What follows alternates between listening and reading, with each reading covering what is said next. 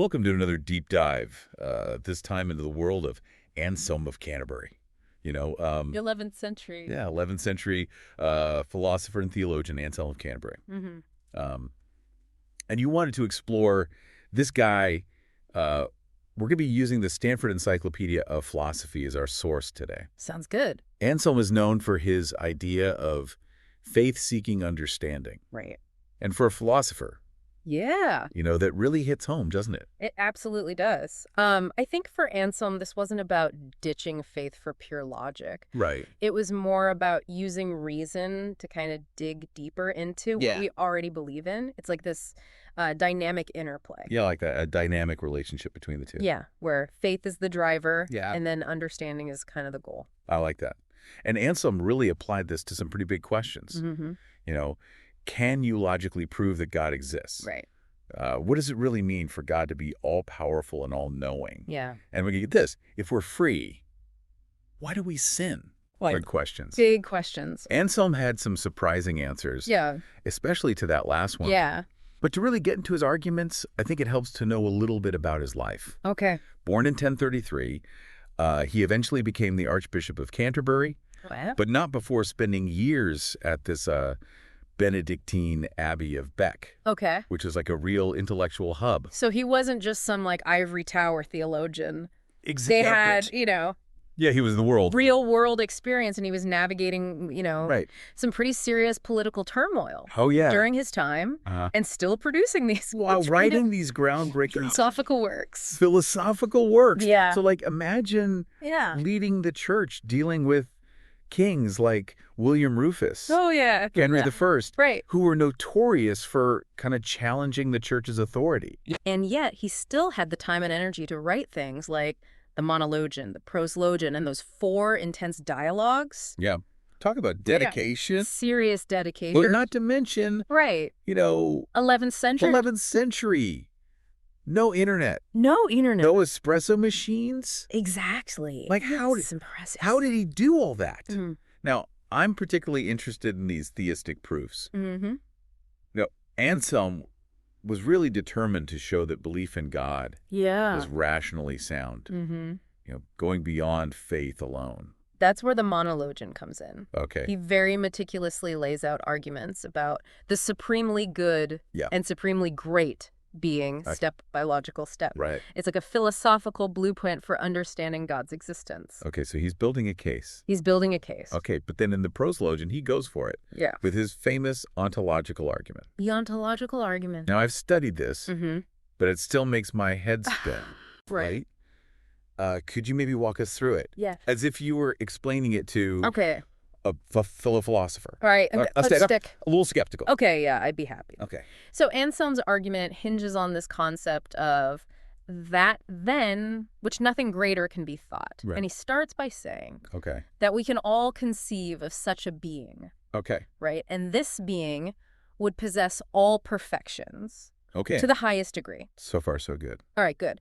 So then Anselm argues that existence itself is a perfection. Okay. It's better to exist than to not exist, right? So if this greatest conceivable being only existed in our minds, Right. then we could imagine something even greater, Okay. namely that same being Yeah. existing in reality. Ah, I see. So the very concept of this being Right. demands its existence. That's its existence. Otherwise, Otherwise, it wouldn't be. it wouldn't truly be that than which nothing greater can be thought. Exactly. Anselm saw this as a logical necessity. Of course, this argument has been debated for centuries. Right.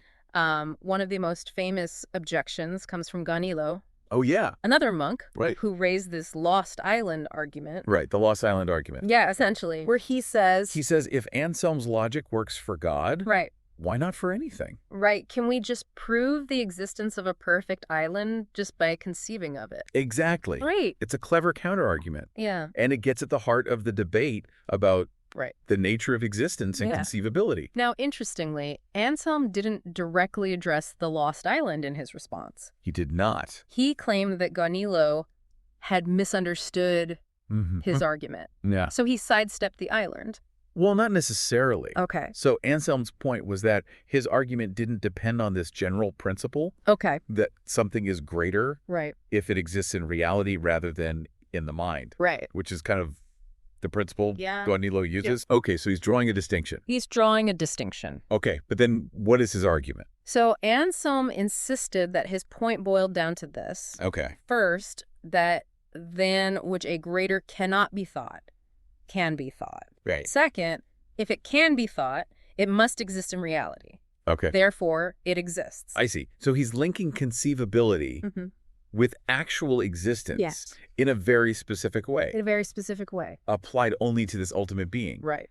But even if we grant him that first premise, Yeah, that second one still seems like a leap. it does. How does he justify Right. claiming that if something can be thought, it must exist? Well, Anselm's answer kind of hinges on the unique characteristics Okay. of that than which nothing greater can be thought. Okay. He argues that this being must have certain qualities Okay. that a merely possible but non-existent entity Right. couldn't have. Okay. For example, he says that a being capable of not existing Got is it. less great than a being that exists necessarily. Okay. So if the greatest conceivable being could fail to exist, Yeah. it wouldn't actually be the greatest. That's a fascinating, Incredible. challenging Yeah. line of reasoning. It's a head scratcher. He's essentially claiming that existence is part of the definition Right. of this supreme being. Yes. It's a bold move. Very bold. And as you said, it sparks centuries Centuries. of philosophical debate. And they continue to this day. Yeah, and they continue. But even if you disagree with Anselm's logic, Right. his ontological argument remains a testament to his intellectual daring. Absolutely. Yeah. So let's say, for the sake of argument, Okay. that we accept this premise. Right. What does Anselm then say about the nature of this God, Yeah. whose existence he claims to have proven? That's where things get even more interesting. Okay. And perhaps even more challenging for the philosophical mind.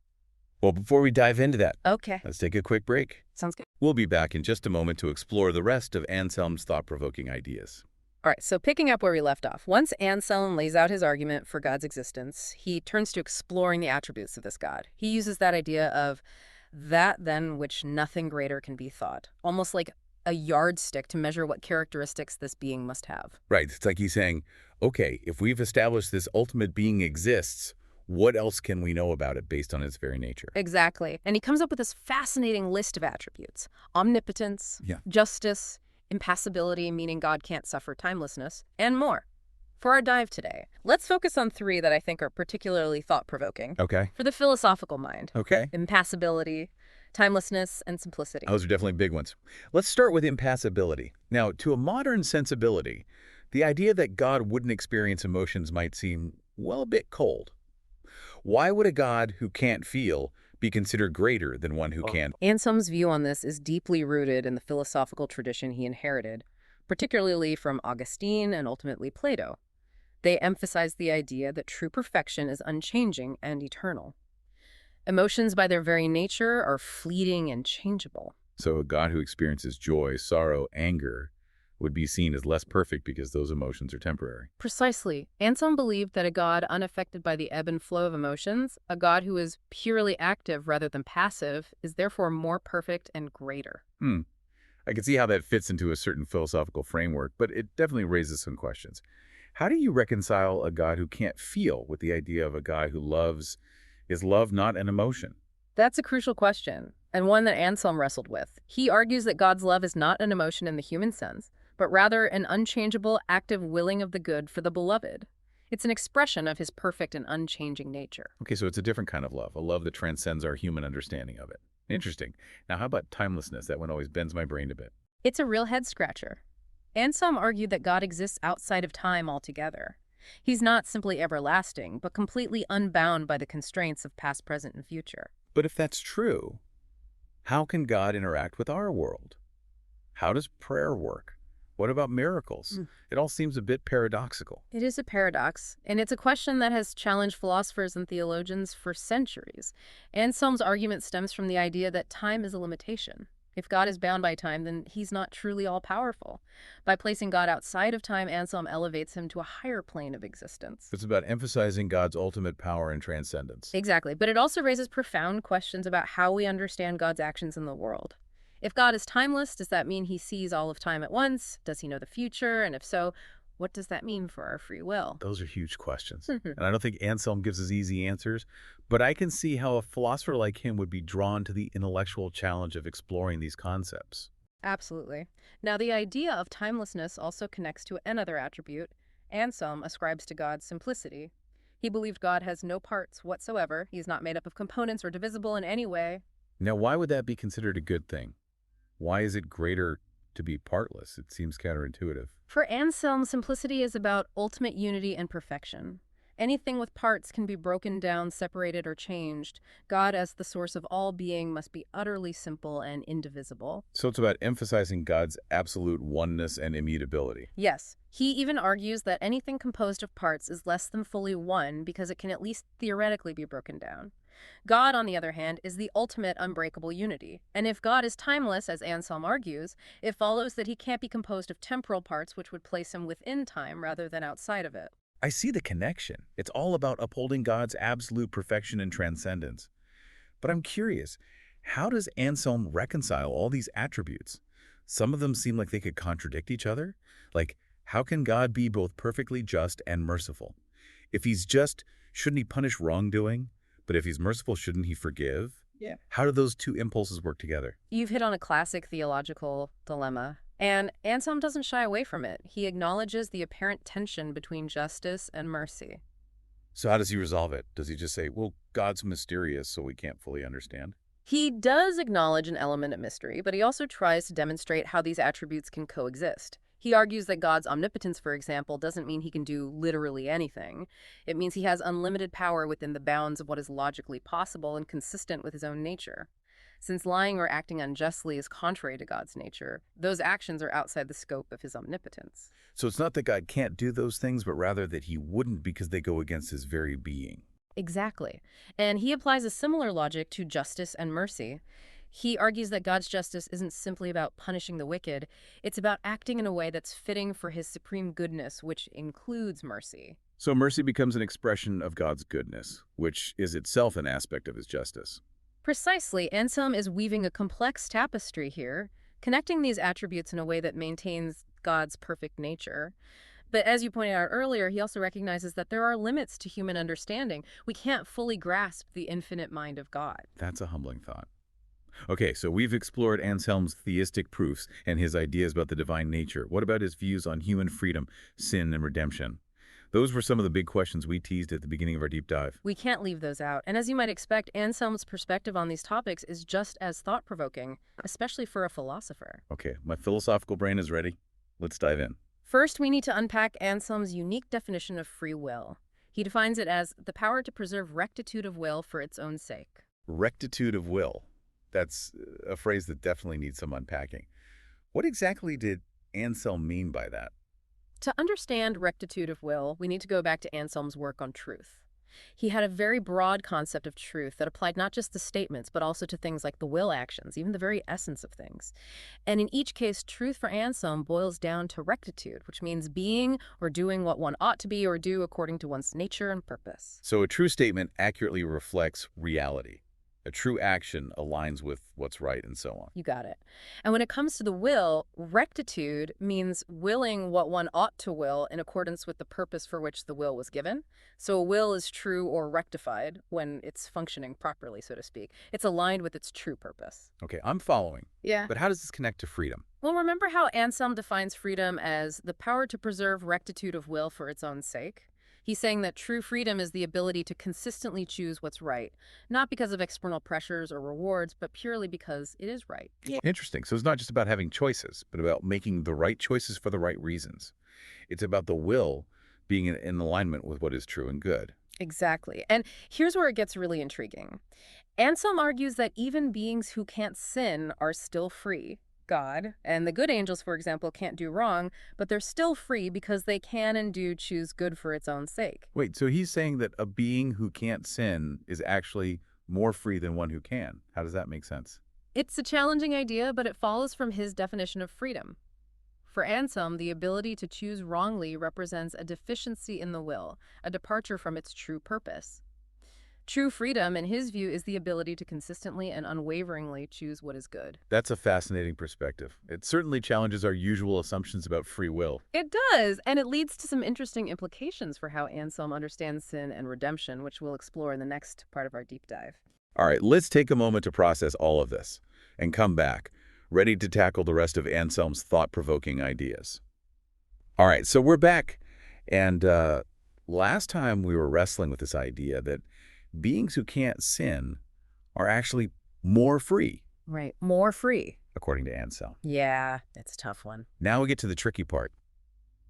If free will is all about choosing good, like Anselm says, how did humans and those rebellious angels, how did they manage to sin Yeah, how'd they screw it up? in the first place? It seems like a contradiction. It does. It's like he set up this definition of freedom that kind of excludes the possibility of sinning at all. Right. So how does he explain that? Well, Anselm's argument is subtle. Okay. He says that in order to preserve rectitude of will, Okay. to consistently choose good, Uh, you also need the ability to initiate your own actions. Right. It's not enough to just react to external forces or instincts. right. He calls this the power for self-initiated action. So it's about having genuine agency, Right. the capacity to really be the author of your own choices, Yeah, rather than just a puppet, responding to strings. exactly. And that's where things went wrong for humans and the fallen angels. That's where the fall happens. They had this power of self-initiated action, Uh-huh.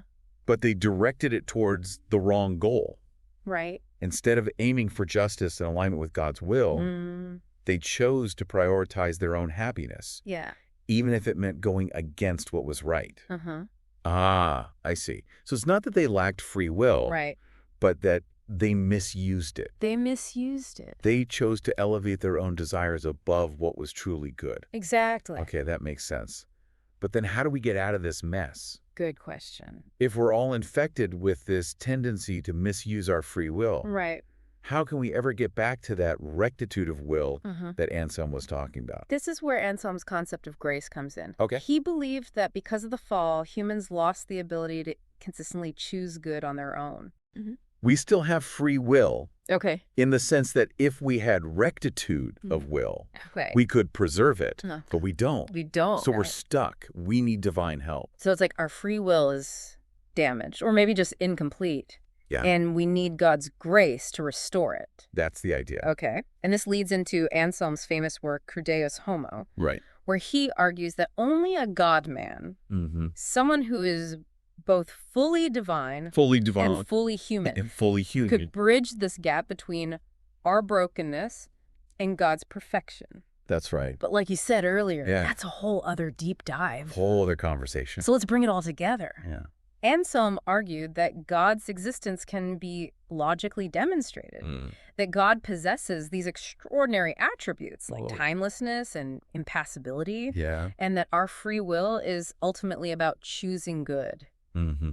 even though we often fail spectacularly at it. And you know what's interesting is that despite the centuries that separate us from Anselm, Uh-huh. his ideas still resonate They do. with philosophers today. Absolutely. He challenges us to think deeply Yeah. about the nature of God, the meaning of freedom, and that relationship between faith and reason. It's clear that Anselm wasn't afraid to tackle the big questions. Nope. And he did it with rigor, passion, Mm-hmm. and just incredible intellectual ambition. Absolutely. And I think that's what makes him so compelling, Yeah. even for those who might disagree with his conclusions. Right. He pushes us to examine our own assumptions, to sharpen our arguments, and to keep searching Yeah. for those deeper truths. To our listener, Yes. the philosophy enthusiast, Uh-huh. we leave you with these questions. Does Anselm's ontological argument convince you? Mm-hmm. If God is truly timeless, Yeah. how does that change your understanding of prayer and our relationship with the divine? Right. And finally, does Anselm's view of freedom with its emphasis on rectitude of will resonate with you? Could a being who can't sin Yeah. truly be free? Big questions. These are questions worth pondering. They are. And as we've seen, Yeah. there are no easy answers. Not at all. Yeah. But that's the beauty of philosophy, isn't it? It Yeah. invites us to engage in this ongoing conversation, Right. to grapple with the complexity, and to keep our minds open Yeah. to new possibilities. Well said. And with that, we conclude our deep dive into the world of Anselm of Canterbury. Thanks for joining us. We hope you've enjoyed the journey, Mm-hmm. and we encourage you to continue exploring these fascinating questions on your own. Absolutely. Until next time, keep diving deep.